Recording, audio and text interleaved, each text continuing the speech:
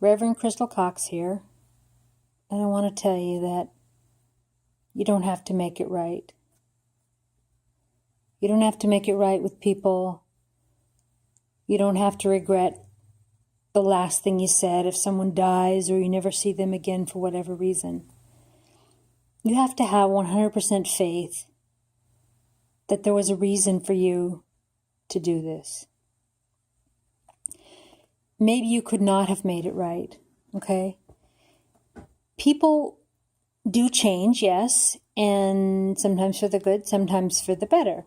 You can teach people what you've learned, but if they don't want to know or they don't want to learn it, they're not going to, okay? And if that's unhealthy for you and you choose to not be around them, that's okay.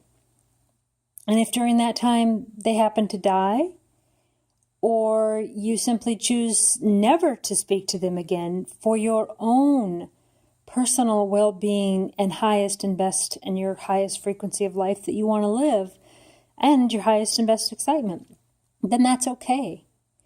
It's okay no matter what the last thing was that you said to somebody. Okay? You don't have to make it right. You don't have to be forgiven. You don't have to forgive. Okay? The work you do with other people, you do within yourself and with the Holy Spirit. Okay? Don't beat yourself up because you didn't say, I love you one more time. Or kiss somebody on the cheek.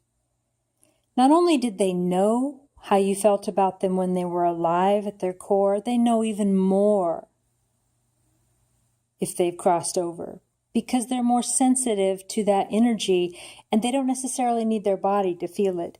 If you think about it, when you go to your dream state, you have feelings, right? You know when things are hot or cold, oddly. You hug people, you have emotion, you feel fear, something's chasing you, you feel love. Sometimes you feel lust, you laugh. And so you don't really need your body to feel. You think maybe it's your body doing it, but really we leave our body every night and we travel every night. What we set our intentions on happens. If you set your intention to go and visit that person, it may not happen the first time, keep talking to spirit and go and meet them somewhere on the astral, even if they've died, and say what you need to say, okay? But basically, saying it to yourself, saying it in the energy field, have faith in that, okay? You don't need to just torture yourself because somebody died and you didn't talk to them before that. See, you don't have to. That's between them and the divine, the plan they made before they came here, and it has nothing to do with you, okay? They knew the energy with you. And it's your job to respect yourself, to respect the God within you, to trust yourself, listen to your intuition, and don't let energies or people into that you don't feel are right. If you let people abuse you or treat you bad, bring you in and bring you out and play these different games with you, and because you want to feel that emotion, or maybe you like it on some level, I know that sounds twisted, but maybe you need to experience it, want to experience it, choose to experience it. Okay. Well, then one day you decide you don't want to experience that anymore. You don't need it. You don't need to explore it. You don't need to visit it. You don't need to dabble in it for whatever reason or research or whatever, martyrism or whatever you were doing. It's okay to cut that energy off. And you don't have to explain why. And it's okay to cut that person out of your life that was treating you that way. Okay? That might have been the only relationship you had and the only way you could relate to each other. And there's no other way to have that person in your life. And if you think back at how disrespectful they were to you, how they treated you, how they maybe weren't there for you when you needed, or all of these different negative things, and you think, okay, well, I chose that and I chose to experience that. But in this moment, I no longer choose to experience that. And I no longer choose to have someone in my life who treats me like that or who has ever treated me like that. And it's okay to cut people out of your life. And it's okay to not explain on and on and on about why you cut those people out of your life. Okay. And if they're out, they're out. Okay. The other aspect being death, death being different. Okay. So if someone dies and you haven't said everything you need to say, we just talked about that. You kind of make it right with the Holy Spirit. You state your intention. Maybe you'll meet him in dream states, and that is real. And you really say what you really want to say. And it's very important to you. But when you cut these people out of your life that aren't healthy, they're just another person on the planet. You do prayer work with it where you acknowledge that you wanted to experience that for a time, but you don't now. And you've cut that person out of your life, and you no longer want to experience that person. I've done this with friends. I've done this with family. I've done this with my father, my stepfather. And I've done it with spiritual contracts, saying, well, whatever spiritual contract I have with them, I know I wish to no longer have because it's detrimental to my life. And, you can release spiritual contracts as well. And if somebody is unhealthy in your life or disrespectful to you, you don't have to talk to them, and you don't have to have a reason why. Okay? And back to the topic of this talk here about not worrying about making it right. There really is no way to make it right, okay? Bad things happen, and they're not necessarily bad. People are in abusive relationships. People do stupid things.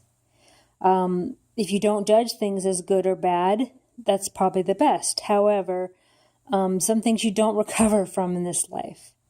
There's, people that have molested people that have murdered people, people that have done very dark acts here. Maybe they chose that before they came here. Maybe their victims did in their soul contract to what they wanted to experience.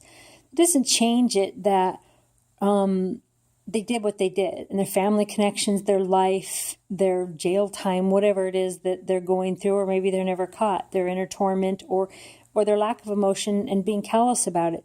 This is between them and the divine, and it's okay if you step off the line of these people. This isn't your chosen path, even if it might have been something in the lifetime, in the past lives.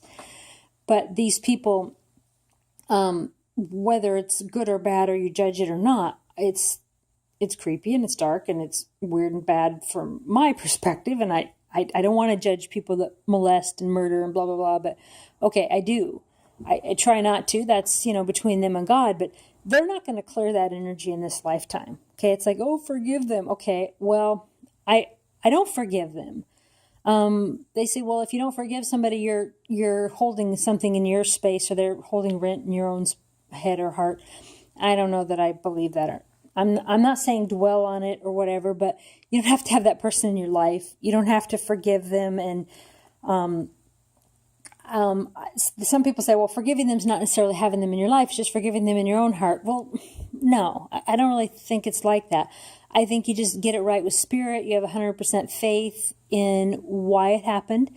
Dissolve any negative energy, cut all your cords, heal, and move on, and let that person go, right? Let your karma with them go, your spiritual contract with them go. Dissolve them and disconnect. And then in that moment stating of, I don't know why I chose to have this experience. If I chose this before I came here, or chose the possibility of this, I've experienced it now. Okay, heal it, whatever. I choose to never experience this again. And maybe if there's people that have chose it that I can help, that you be shown how to do that. It's of the highest and best. And, you just kind of have to let it be known at all times where it is that you want to be in the highest frequency. And you don't need to go over and over and over about making it right, or healing your molester or abuser, or making it right with someone because they died, or, going to say goodbye to your parents one last time before they die. Or, if these people aren't they're either in your life or they're not in your life. If they're not in your life, and at this certain point in your life, they're not there and they cross over, you have to accept that that's the lesson. Okay. You had certain lessons with them. You had good experiences. I read something today about the value. What you experience today has more value because of what you've experienced in the past. But what you experience right now makes the past events have more value if you're enjoying them. So say you're enjoying a beautiful relationship and a house, and you like it, you like your house, you like your life, you're feeling all this joy and health and goodness, and you hold value in your past relationship, past houses, everything that's led to this moment. You honor them and you're glad, but you don't dwell on them. You don't pity party. You don't cry. You don't mourn them. You don't wish that they were here or wish you could make it right or change things. You simply are just glad that they existed, and now that gives more value to what exists now. So anyway, folks, be kind to yourself. Have 100% faith. Tell the Holy Spirit, your guides, angels, archangels, at the highest of results and the most beneficial of results and the highest of frequency, what you want. And don't be afraid to call all of these same entities in of the light and the highest vibration for help, and make it clear where you want to be. And don't beat yourself up if you didn't say or do any certain thing with someone that's crossed over. There's really no way to make it right, and there's no need. And don't make excuses for cutting people out of your life. You do not need to have a reason. Just do it. God bless you all.